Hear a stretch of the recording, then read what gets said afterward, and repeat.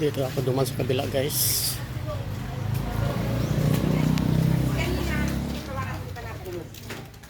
Hindi, kanina pa yun.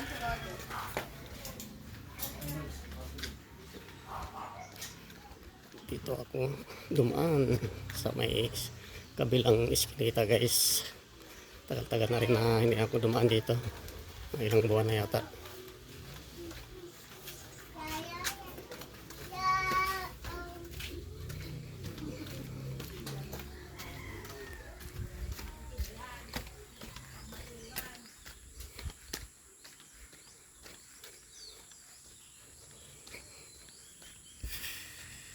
Dito na ako.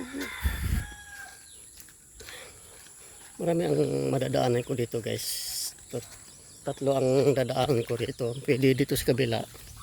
Pwede doon sa doon sa may pagbungad ko lang doon sa may kubo.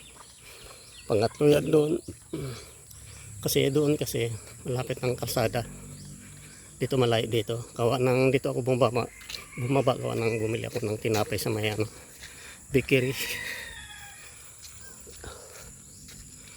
Malapit naman kami sa kalsada dito, guys. Pero kala ninyo talagang malayo. Kala ninyo na malayo kami sa kalsada. Pero malapit lang kami kalsada, guys. Mula doon sa kubo ko hanggang doon sa labas sa may kalsada.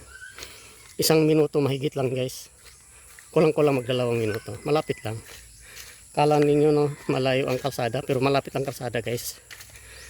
Malapit lang kalsada dito na biyaheng papuntang Santa Cruz, papuntang Nagcarlang, yan, papuntang Liliw, papuntang Mahayhay. Ayun na, guys, yung mga aso kong makukulit. Ito lang kulit nito. Ito lang pinaka yung mga manok ko.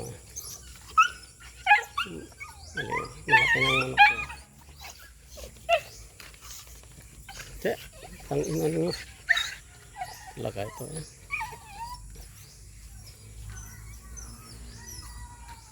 Tao po.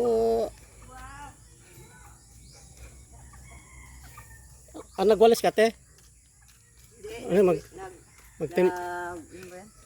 Nag-sitting. Timpla ka mo ng kape.